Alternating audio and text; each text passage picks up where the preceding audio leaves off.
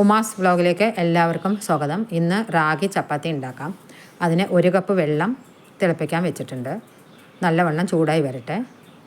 ആവശ്യത്തിന് ഉപ്പ് ഇട്ട് കൊടുക്കാം. 1 ടീസ്പൂൺ നെയ്യ് ഒഴിച്ച് കൊടുക്കാം.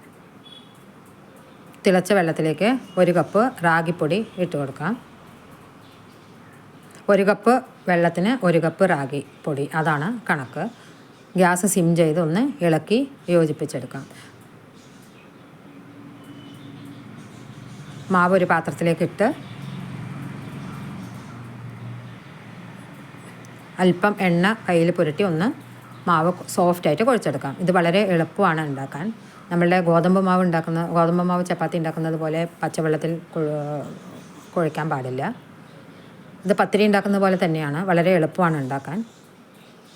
ചില ദിവസങ്ങളിൽ നമ്മുടെ വീട്ടിൽ ദോശമാവ്, ഇഡ്ഡലി മാവൊക്കെ ഒന്നും ഉണ്ടാവില്ല. അപ്പോൾ എളുപ്പത്തിൽ ഉണ്ടാക്കാൻ പറ്റും. നല്ല സോഫ്റ്റാണ്, നല്ല ടേസ്റ്റുമാണ്. നമ്മൾ റാഗി, ദോശ, പുട്ട് എല്ലാം എപ്പോഴും ഉണ്ടാക്കാറുണ്ടല്ലോ. അപ്പോൾ ഇതൊന്ന് ഉണ്ടാക്കി നോക്കാം. നല്ലവണ്ണം പരത്തി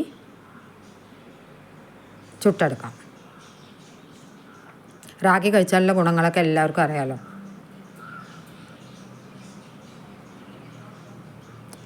ഇതൊന്ന് മറിച്ചിടാം.